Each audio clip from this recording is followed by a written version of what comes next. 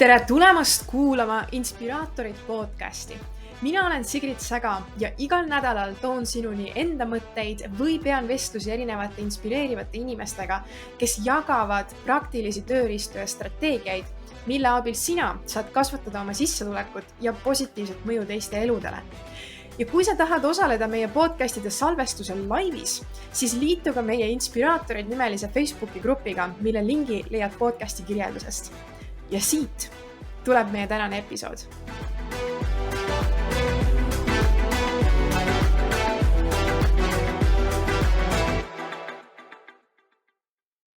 No nii, tere imelist neljapäeva.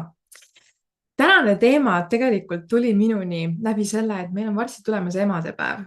Ja see pani mind mõtlema päris mitmele asjale, mis on emadepäevaga seotud. Üheks on siis pere.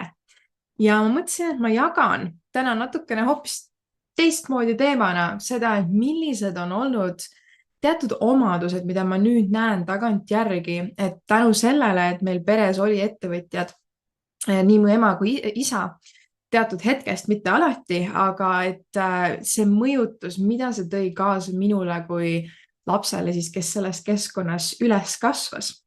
Ja loodetavasti see tänane jagamine lihtsalt annab sulle võimaluse vaadata ka enda minevikule tagasi just selle koha pealt, et milliseid ägedaid omadusi on sinule kaasa tulnud ja mis on tänaseks hakanud ennast näitama, sest et just miks see teema mulle nii huvitav tundus, oligi see, et paljud nendest omadustest mingil hetkel, siis kui ma veel kodus elasin, siis ma olin täiesti kindel, et minust ettevõtjat ei saa. Aga need omadused hakkasid ülikooli ajal ennast järjest rohkem ja rohkem näitama. Nii et jagan siis täna mõned mõtted selle kohta. Aga alustaks üldse sellest, et tegelikult ma mäletan seda, et minu vanemad ei olnud kogu aeg ettevõtjad. Ma tean, et nad käisid mõlemad palgatööl päris tükk aega.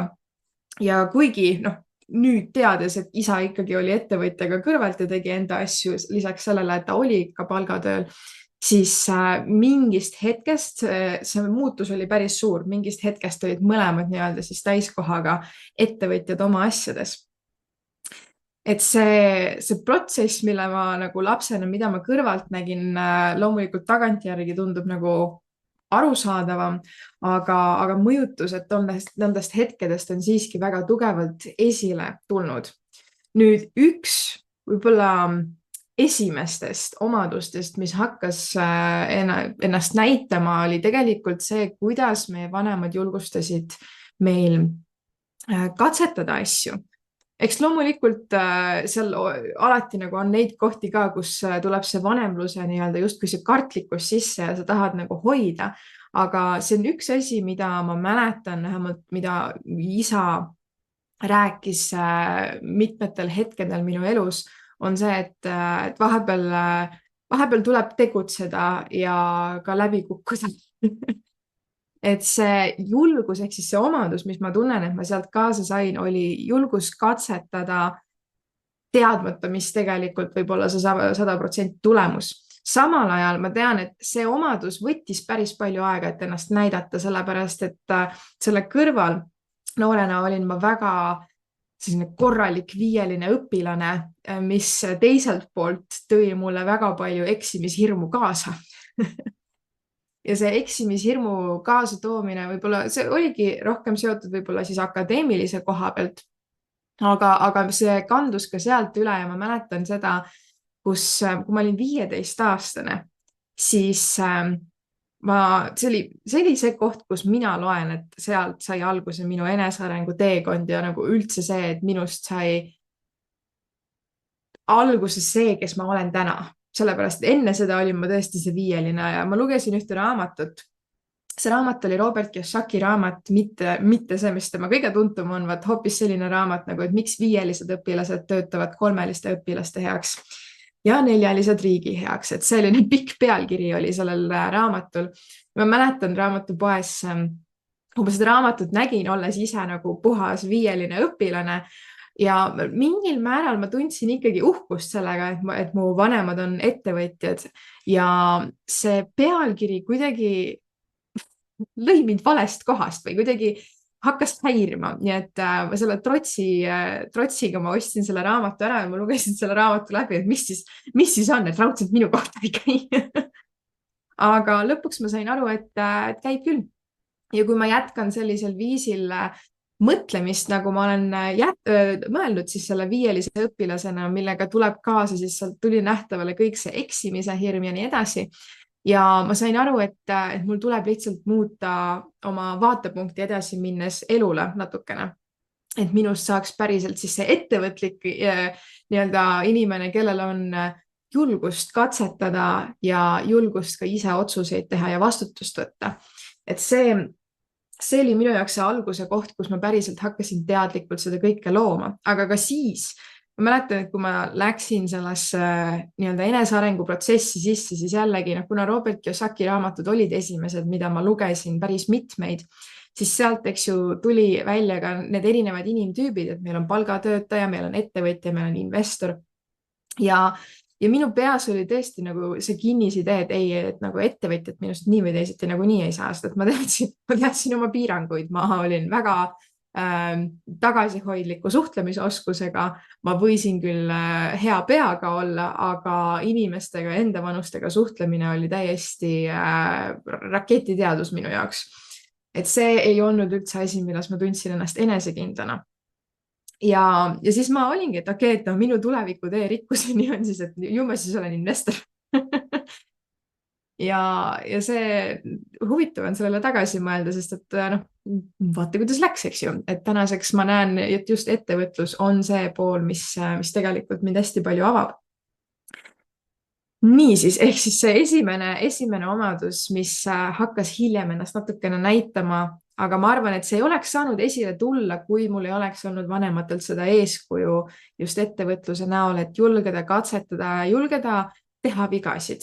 Eks keegi ei taha vigasid teha, aga just see, et kuidas tulla toime nende hetkedega, kui sa teed vigasid. Võib-olla see oli see koht, mis ma nägin, et vigasid on okei teha.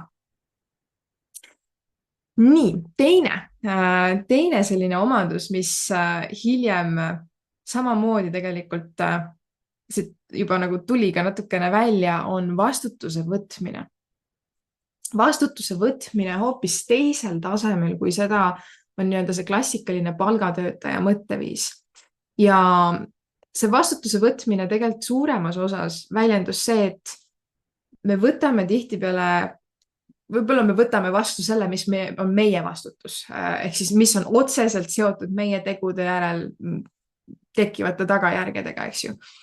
Aga ettevõtjana on tihtipeale olukordi, kus me võtame vastutust rohkema eest kui see, mida meie otse puudutasime. Sellepärast, et seal on väga suur väliskeskkond, mis samamoodi mõjutab seda ja kui me satume ohvri rolli nendes hetkedes, kus väline keskkond tekitab mingisuguse vembu, millel üle meil kontrolli ei ole, toob meile mingisugused tagajärjed ja kui me jääme sinna ohvri rolli, siis tavaolukorras on see lihtsalt ettevõtte lõpetamine või asjad ei lähe edasi. Aga just see, et kui asjad, isegi mis ei ole sinu kontrolli all, lähevad halvasti, et ma võtan vastutuse ja ma panen need asjad tööle. Et see jällegi omadus, mida ma tollel hetkel võib-olla nii palju ei näinud, aga see juba hakkas nagu ka noorena mulle sisse tulema, et jällegi see mingil määral seotud selle julgusega teha ka vigasid, aga ikkagi ma näen, et see on selline eraldiseisev omadus võtta vastutust, julgeda võtta vastutust rohkema eest, kui oled sina, et sa saad aru, et asi on suurem kui sina. Aga sa ei jää sellesse ohvri rolli, et vaene mina, et mis minuga toimub. Et maailm juhtub minu jaoks, mitte minu vastu, eks ju. Et kõik need etapid elus on mingil määral vajalikud. Nii, need on siis kaks peamist. Nüüd kolmas, mille ma tahan veel välja tuua siinkohal, ja seda ma nägin, kuidas see ülikoolis tegelikult hakkas ikkagi pead tõstma. See kindlasti tuli kaasa sellest hetkest, kui ma olin see 15-aastane, hakkasin oma teekonda liikuma, kus ma tegelikult sain aru, et jah, mu suhtlemisoskus on vaevaline tol hetkel, aga samas ma sain ka aru, et mis on hästi tähtis, kui ma ei taha olla see viieline, kes töötab teiste heaks, sellepärast et ma teistmoodi lihtsalt ei saa ja ei oska, siis mul on vaja teadlikult arendada neid oskusi, mis praegu on minu nõrkused. Ja see nõrkuste nii-öelda arendamine, millised on need tähtsad oskused, et see on ka võib-olla üks asi, mida ma sain vanematelt mõlemalt, et mis on nagu elus läbilöömiseks tähtsad oskused ja ma teadsin, et suhtlemisoskus on üks nendest. Ja see tõi kaasa minu jaoks selle otsuse minna USA suvel siis raamatut müüma. Ja see jällegi oli, ma mäletan, et kui ma olin põhikoolis ja ma esimest korda kuulsin sellest, ma vist lugesin rikkaks saamise õpikus, seal oli ka nagu räägitud neid lugusid raamatumüügist ja kuidas see oli nagu andnud aluse sellele nii-öelda investeerimisteekonnale, kuna ma olin tol hetkel selles arusaamas, et ja, et minu rikkaks saamise teekond on tõenäoliselt investeerimine, siis ma sain aru, et okei, et see võib olla äge, aga mina seda küll ei tee, et jällegi selle raamatu müügi kohta, aga niipea, kui ma ülikoolis selle kõne sain tule tutvustusele, siis ma tegelikult olin juba põhimõtteliselt otsuse teinud, et jah, ma lähen, sest et see on tähtis oskus minu jaoks ja kuidas paremini seda õppida, kui täiesti oma keskkonnast väljas ja pannes ennast olukorda, kus mul ei ole taganemisteed. Et võib-olla see julgus sisse hüpata, mis ma tean, et pikas perspektiivis on mulle kasulikud, teades, et see saab olema raske. Võt see on võib-olla just see punkt, et teades, et see ei saa olema kerge. Ja vaatamata sellele julgus sisse hüpata ja tegutseda. Sellepärast, et see tulemus on lihtsalt nii tähtis minu tuleviku jaoks, see oskus, see kogemus, mida ma sealt saan, mitte isegi võib-olla see tulemus ise nii-öelda, aga just see kogemus ja see oskus, mis sellega kaasa tuleb, kui ma selle ära teen. Ja need väikesed asjad, nagu need 3 omadust on oma üksteise peale nagu järjest nagu toonud neid kihte ja kihte, aidanud mul koguda kogemusi, mis on andnud mulle enesekindlust, mis on aidanud mul arendada omadusi endas, mis muidu olid vajaka jäänud minu nii-öelda tavapärases olekus. Ja need 3 omadust tõesti, ma näen ka, et edaspidi saavad olema tähtsamad nendest, mis minu just on perest kaasa tulnud siis. Aga just miks ma nagu seda teemat täna üles tõin, ma tean, et meie kogukonnas on väga palju vanemaid. Väga palju vanemaid, eriti kellel on veel väikeseid lapsi. Ettevõtlusteekonda ja miks ma nagu tahtsin seda jagada ka natukene sellise lapse koha pealt on see, et me oleme ettevõtjad, me ei pruugigi mõelda, kui palju see tegelikult mõjutab meie lapsi. Ja ega need lapsed ka võib-olla sellest aru ei saa, aga ettevõtlus, täna näen seda kui ühte selline, see on kõige naturaalsem viis, kuidas liikuda nii ärilise edu kui ka nagu ise, sa oled sunnitud arendama iseennast. Sest et ettevõtlus on väga palju seotud sinu isikliku arenguga ja kuna ma nägin ka seda kõrvalt, kui palju minu vanemad panid enesearengule tähelepanu. Nad käisid cashflow klubides, kui tollal hetkel need olid ja ka meie saime seal kaasas käia, et see näide, et minu vanemad on enesearengus ja nagu see oli kindlasti väga suur mõjutaja ja see tuli kaasa selle ettevõtlusteemaga, sest et paratamatult ettevõtlus on üks asi, mis natukene rohkem lükkab meid sellesse iseenesele otsa vaatamisse, et me näeksime, mida me saame parandada ja parandaksime sellega koos ka oma ärilisi tulemusi. Ja kui sa oled ema või isa, siis üks asi, mida kindlasti ma ka enda pere poole pealt nägin, meil on 3 last ja meil on väga erinev tegelikult lapsepõlve kogemus, olgem ausad.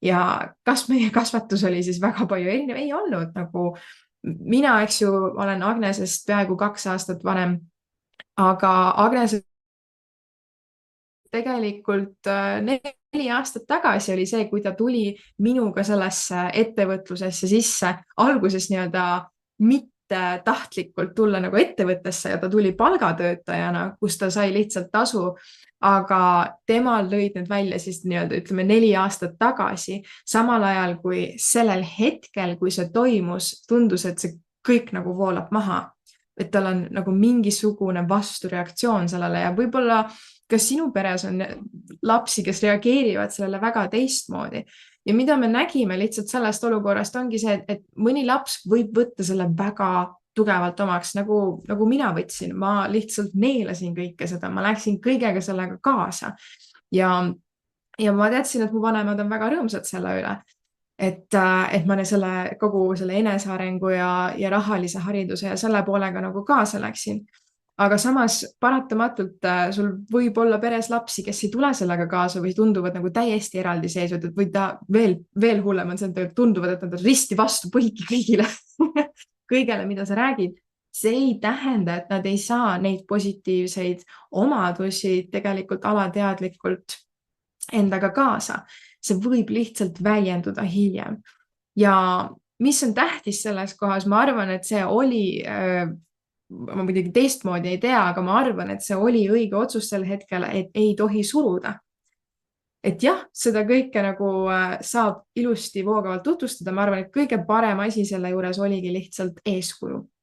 Kui sa käitud eeskujuna, jah, me võime, eks ju, lapsi suunata nende asjade suunas, aga noh, pannes ennast ise tagasi sinna lapse rolli, siis ma tean, et see paratamatult, isegi minul, kes ma nii-öelda me alati naljatame siin sellega, et mul jäi puberteed vahele, et ma ühe korra paugutasin uksi ja siis oli kõik.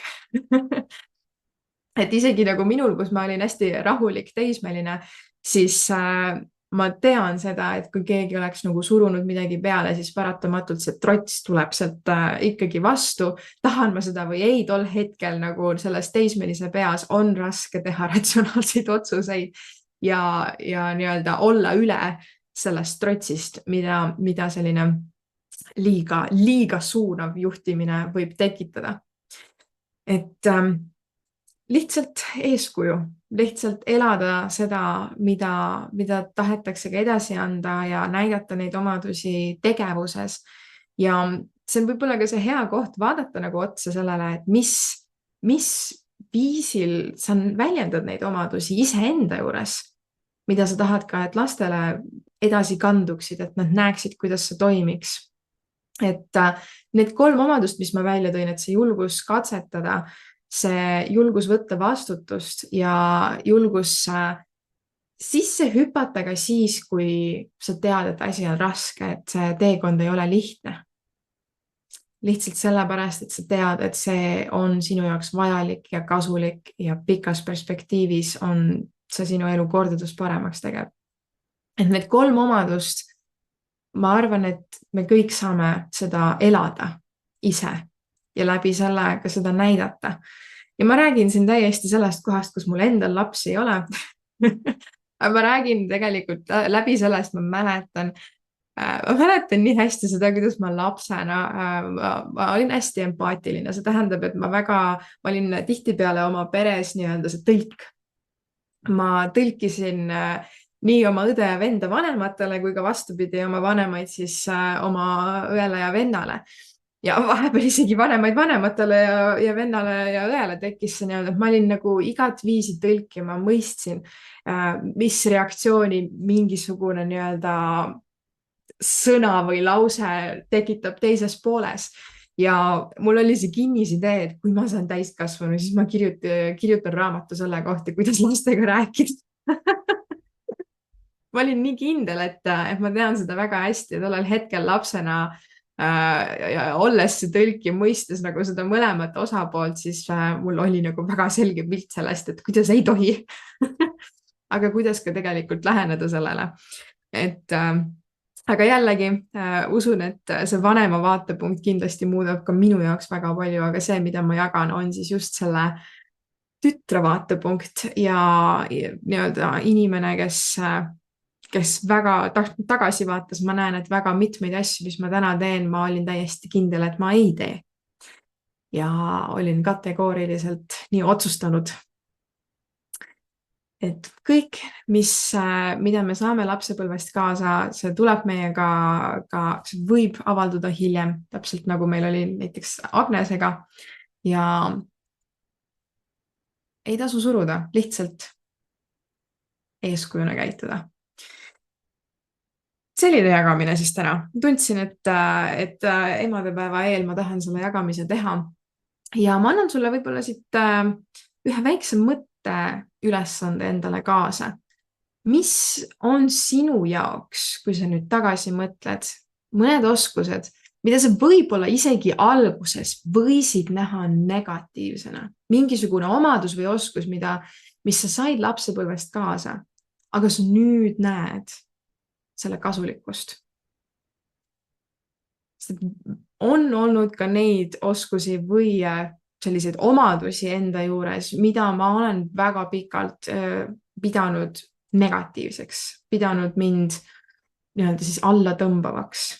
Aga mida aeg on edasi läinud, kõikidel asjadel on kaks poolt.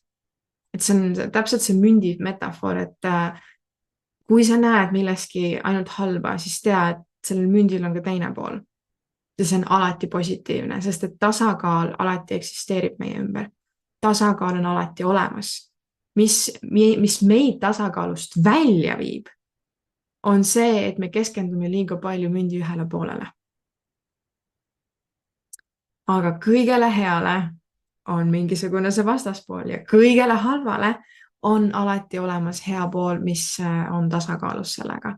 Ja see, kuidas meie saame nii-öelda mõjutada oma tajumaailmast, on täpselt lihtsalt see, et millele sa keskendud, kummale mündi poolele.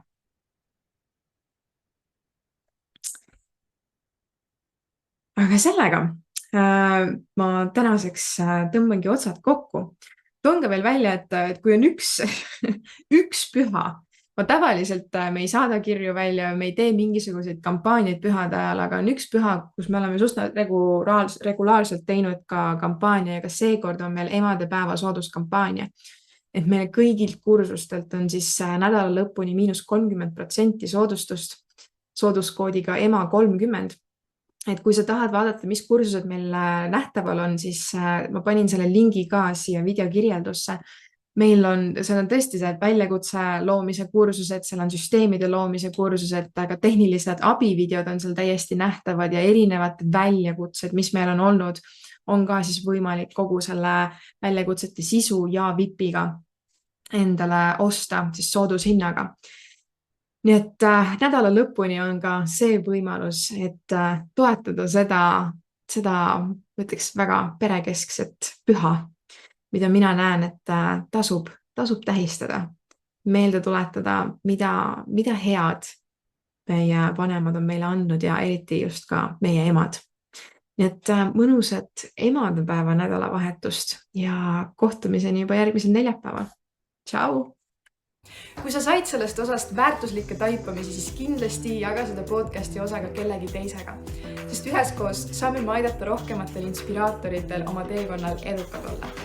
Ja kindlasti jälgi ka meie podcasti, sest siis saad sa esimeste seast teada, kui meie järgmine osa välja tuleb. Ja juhul, kui sa oled kohas, kus sa tunned, et oleks vaja natukene tuge ja juhendamist, kuidas päriselt luua nii finantsilist tulemust kui ka paremini inspireerida, siis vaata lähemalt meie Inspiraatori teejuhi programmi. Ja Inspiraatori teejuht sisaldab meil üle 50 tunni praktilisi koolitusi, lisaks üle 80 tehnilise abivideo erinevatest programmidest, et sa saaksid üles ehitada süsteemid, mis toetavad sinu ajalist vabadust. Lisaks veel mitmeid juhendeid, kontrollnimekirju, mis aitavad sul erinevad protsessid üles ehitada. Nii et kui see pakub sulle huvi ja sa tahad kiirendada oma eduprotsessi, siis vaata lähemalt sigritsaga.com/inspiraatori _teejuht. Ja kohtume juba järgmises episoodis.